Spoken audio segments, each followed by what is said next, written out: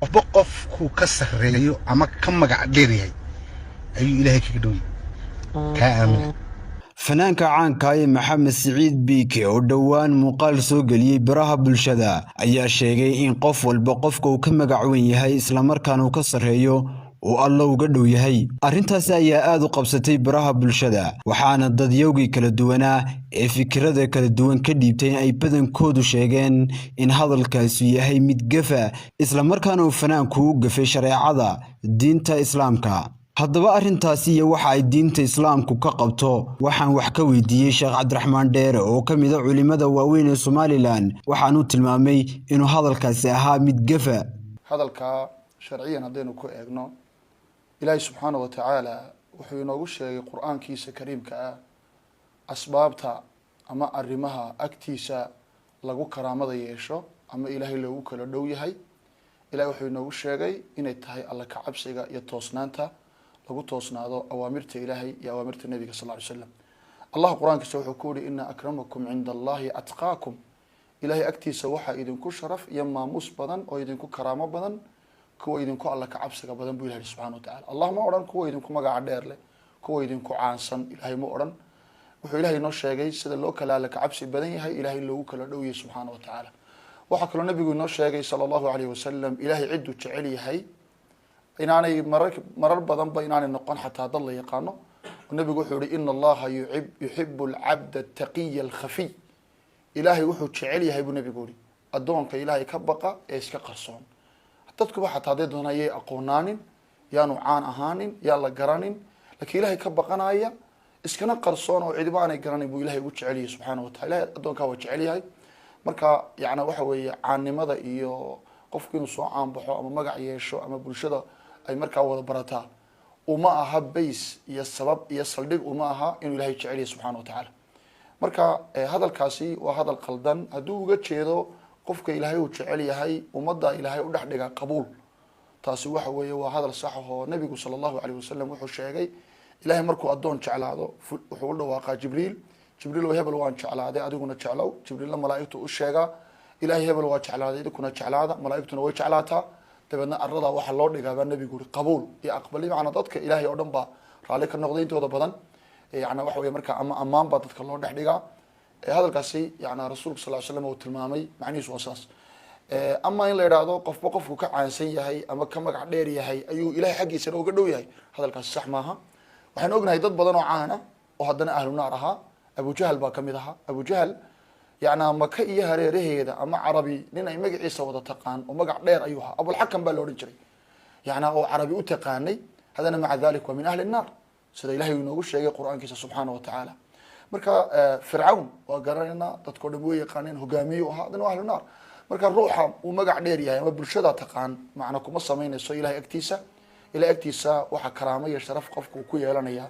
Ilaahay inuu ka baqo subhanahu wa ta'ala shariicada Ilaahay ku toosnaado marka hadalkaas hadal sax ma aha waa hadal qaldan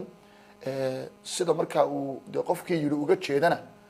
waxa weeye hadii ay tahay uu islaha waxa tiraahdaa sida yaana qofka Ilaahay markuu jecel yahay dadkiisa ayuu u dhaxdhigaa marka yaana sumcad iyo hadal wanaag iyo marka amaan wanaagsan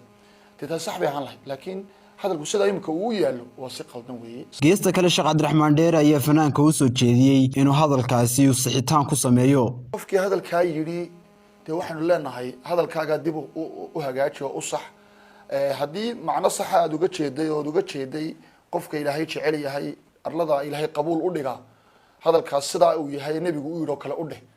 laakiin hadalkaaga sida aad u tiri hatta dad macna sax uga jeeday adigu waa hadal khaldan isagana waxaan leenahay hadalka dib uga noqo dib u sax waxaana tiraahdaa qofka Ilaahay subhanahu wa ta'ala uu jeclaaday samada uu ka jeclaado arlada ayaa Ilaahay qabuul u dhiga subhanahu wa ta'ala hadalkaas sidaas aan ugu saxayna sharciyan sidaas saxayna tiraado ama hadalkaaga hore ah sida loo kala magac dheer yahay ee loo kala sumcad badan yahay ama loo kala caansan yahay baa Ilaahay loogu kala dhow yahay hadalkaas hadal sax ma aha Liibaan Cusmaan Ali Television Kariel Hargeysa gabadh muslimada Soomaali ah oo Congress-ka Mareykanka ku jirta ayaa kelimo sax ku hadashay Israa'iil oo xadgudubka la arko wada sida ay Mareykanka dhaqaalihiisa uga faa'iideysanaysay hal taqriido yar ka qortay Mareykankii waa kacay mana fadhiisan madaxweynihii waa kacay ila loo fagaareeyay gabadhaas iyo madaxweynihii dhanaaya dalka labadii xisbiba waa kaceen wadanka ka tirin jiray dimuqraatiga iyo jumhuurigiiba waa kaceen gabadha yarta la dagaalamaya xaqiiqay sheegtay markaas waxa la leeyahay hal isxasisho hal eriyo leesh boqolaal madow markii la laayana macna male masaajida muslimiinta marka la galana macna male madaxu ka jiray wax ka soo qaad male risaaladaasi waxay ku socotaa qaar badan oo inaga mid ah oo ay cajab gelisay reer galbeedku oo ay la qumanaatay thaqaafada reer galbeedku oo u qaatay adduunkii inuuba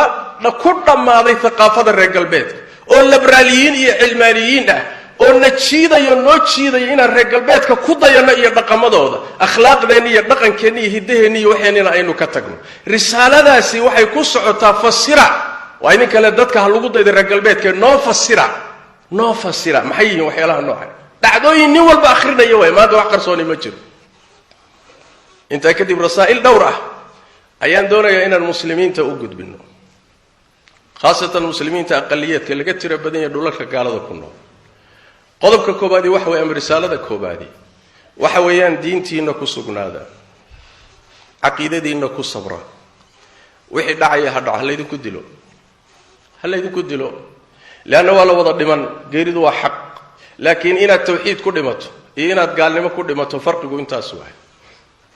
inaad dhimato adoo tukanayo lagu dilo waa shahaada waa dhimashatii ugu qiimo badnayd waay ruuxa muslimka ah haddii diintiisa loo dilo oo caqiidadiisa loo dilo oo akhlaaqdiisa loo dilo xataa gogashiisa iyo gurigiisaba ha lagu dilay waa shahiid ilaahay baan uga baryaynaa tabaaraka wa tacaala inuu shahaadadooda aqbalo muslimiinta la leeyahay